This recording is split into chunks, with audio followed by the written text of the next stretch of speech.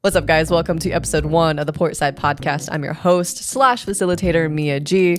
I've had an awesome opportunity to meet with the owners of boat dealerships, and we're going to get to chat with some professional wake surfers, boaters that have been in this lifestyle since like the 80s, which is super exciting. And so we're going to jump into our first podcast. But before I do that, let me give you a bit of a backstory.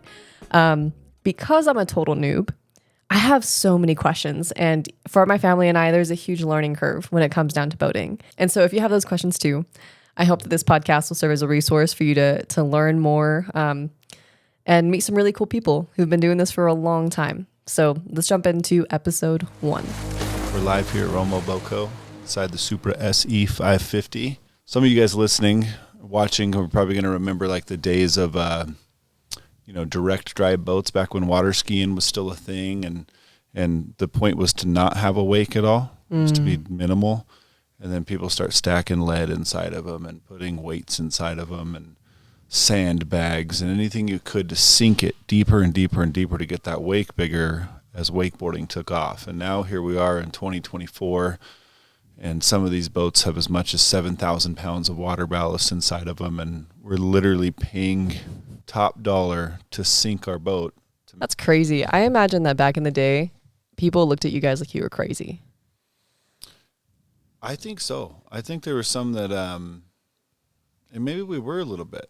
I know like some of the guys on private lakes and all the guys down in Orlando and different areas, like where you're on that water that's right out your back door, like maybe not quite as sketchy as those of us going out to the state park and, 150 foot deep water and, the rub rails underwater the whole time. And you turn to go get a rider and water splashing over. And it got sketchy at times.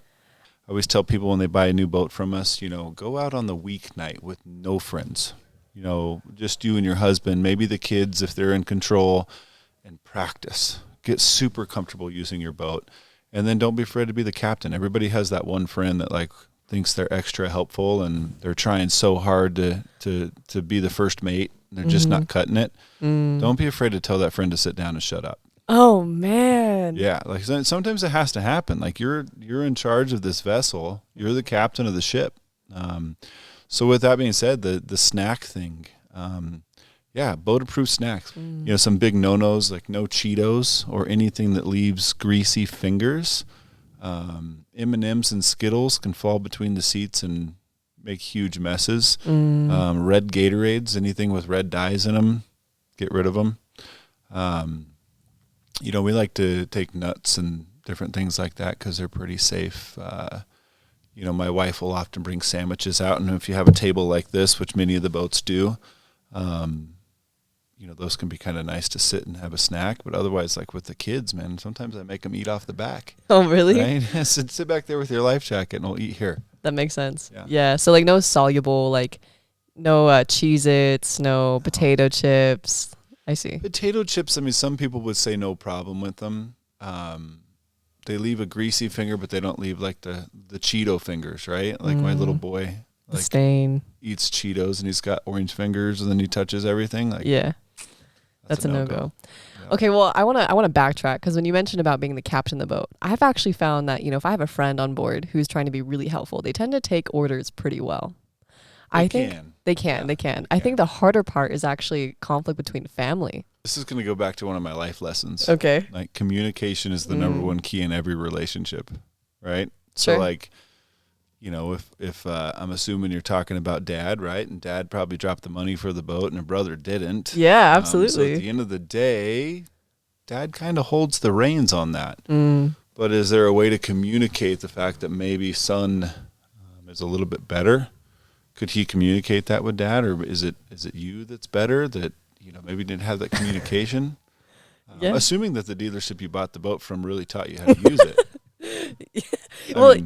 That's another really good point. Like, not to change subjects too fast, but I think a lot of it is not bad information. I think miscommunication between the dealer and then the buyer. Yeah, that's what's so hard too. Even from the dealership standpoint, when a person buys a new or used boat, we take every one of them to the water with them and teach them.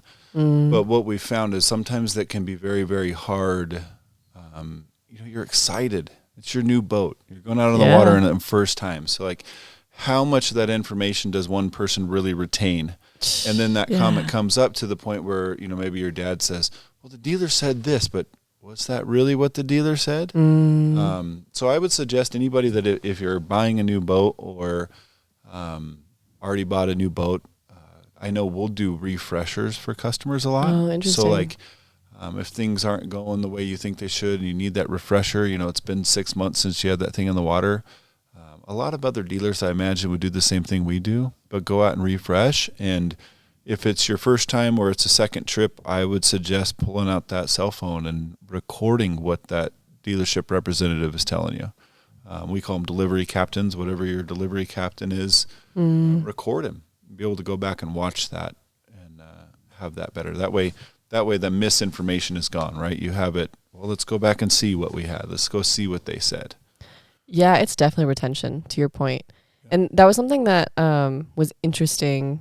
And maybe other dealers do it, but I noticed that you guys will actually have like a database of content, not even just like on social media. It's like a back end that you send customers to that's like, hey, if you got a Supra 550, 2024, this is exactly how to, navigate the screen. This is how to, is that pretty kosher? I don't know if there's another dealer out there that does it, to be honest. Oh, interesting. Within our dealer network, the Supra Mumba brands, I can't think of somebody else that's done it. Doesn't mean there's not other, Mastercraft dealers, Malibu dealers, Nautique dealers that are doing that. I will say that, we probably need to update that again because there's so much information and these things are changing so fast on these boats, like the new technologies. So, but yeah, that's something that we created, have a backside kind of a portal that they can go in and review the how-tos of the basics. How does the screen work? How do you put it into surf mode? Where are the ballast? All those things. Like that's great resources that I would hope other dealers have, and if they don't, I'd hope they'd get busy creating them. The easier we can make boating, the more enjoyable it is for families. I agree with you. And I think that was another question I had because I think, especially in the Pueblo circle, when people hear that you have a boat, they're like, oh man, you must be loaded. What is like realistically, do you have to be loaded to have a boat, or what does that look like? I guess it would just depend on what kind of boat you want. Right? Sure. So I guess maybe let me reframe that then. What is the lowest entry point? Like not just the cost of the boat, but you're thinking now gas, you're thinking about maintenance. Like what do you need to think about financially for you to think that maybe you could afford a boat? I think it's important to factor in the gas money. One of the things, I've been selling boats for a long time, would always kind of pride myself in the fact that we put a person in the right boat for them, not just the boat. Whereas I think sometimes, dealerships, I always think about the certain car dealers, right? Like the movies of the used car salesman that's just there to hook you and trap you. And it happens, unfortunately. Humans are human, so we all fall short. And, sometimes you can get a salesman that just wants to drive you into that more expensive boat because it pads his pocket more or whatever that might look like. But maybe you can barely afford that more expensive boat, but now you get that and you can't afford the gas to put in it. That's crazy. We should have looked at something a little bit less, right? So obviously gas is an issue. Typically I've found that most people that end up getting a boat, all of a sudden they have more friends. So make sure as the captain of your vessel, you let them know that your boat runs off of gas and not thank you. Because thank you is great, but it doesn't put gas in the tank. So to do that for sure. But as far as like an entry point, if you get into surfing and you want something that's surfable, you can get into a good used V-drive boat anywhere from $25,000 to $35,000, I would say. That makes sense. For something fairly decent. And then there's probably some better deals out there if you're searching. You can get into a really nice new surfable boat with a warranty for $89,000, in a heyday. You can get into a really nice Mumba for around $100 and up. And then, everything just goes up from there. So again, like what's your budget, right? There's some great value lines out there. A lot of different manufacturers make value lines and they a great product with great bells and whistles and great features. It's just not as expensive as the high end stuff. So, and the other thing to keep in mind too, like if you're considering buying a new boat, a lot of times on the new boats, those price tags seem so daunting, but what people don't realize is that often they'll loan those out for 20 years. That's it's not like a time. car where it's like, every 5 and, getting new and it's worn out by then. Like if you take care of a boat, it'll last you a very long time. So then if you're looking at that 20 to 40 range, and let's just say you're thinking, I want to maybe get a used, an older Moomba or maybe a Taiga, is it better to go through, I guess like my thought is if I were looking for a boat like that, I would not come to a dealership. That'd be my first thought. Is that a misconception? There's a lot of peace of mind in a dealership. Yeah. Honestly. The one thing I'd say about that is that, I think when you buy from an individual, there's some individuals out there that, have taken really good care of their boats, and you can see it the second you go up. And if you feel comfortable and a little bit about boating already, that's nice. But if you don't, the dealership's going to do, like I said, like we're going to take you to the water and teach you how to use it. I don't know too many owners of boats who are selling through Facebook Marketplace that are going to go take the time to teach you. They just want it It's gone. going to be a transaction. You're hooking up to the truck. You're giving them the check, and you're rolling out, and good luck. And we saw a lot of that through COVID, right? A lot of people that got boats that are out there on the water, and they don't have the proper etiquette. They don't necessarily know what they're doing. They don't understand what the buoys mean. They can be reckless at times. There's a lot to learn. There's a lot to know. So I think that the peace of mind of buying from a dealership, A, because that boat has been inspected and serviced by the service department, and B, that you're going to get an education on the water, I think that has some weight to it. And I think realistically, most dealerships are going to be in tune with, the pricing that individuals offering as well. So I don't think that you're going to be far off. Like on a comparable boat, I know that anytime we take a boat in on trade, like we are searching to see what else is out there for sale, so that we know that we're going to be competitive with the pricing on it.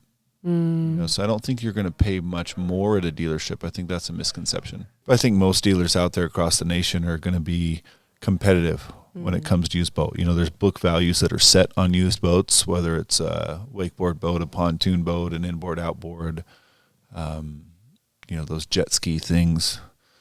They all have values that are set, but the market can also determine that, right? So we always take a look, what else is out there? What other ones of this model are for sale across the nation, whether it's from a private owner or from another dealership, and then we price ourselves to be competitive. So the value of buying from a dealer is that it's going to be inspected.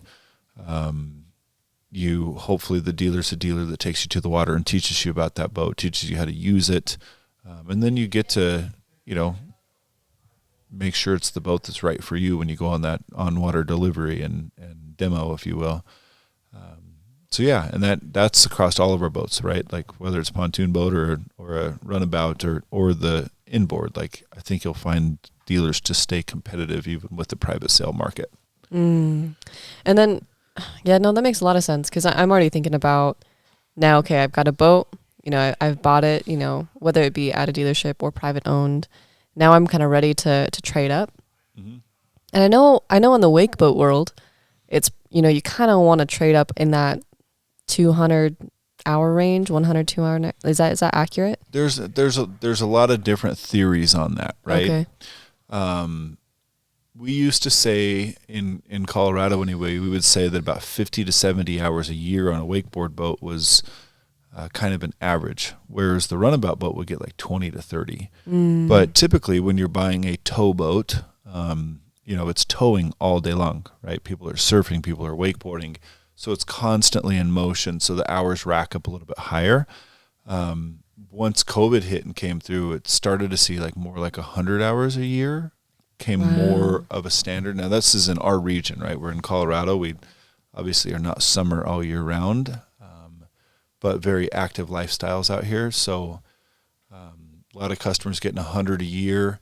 I think there's a threshold. How well you take care of it can make a difference. The one thing that I can say about a boat with high hours, the one thing I like about a boat with higher hours is that tells you that it's been on the water doing its job.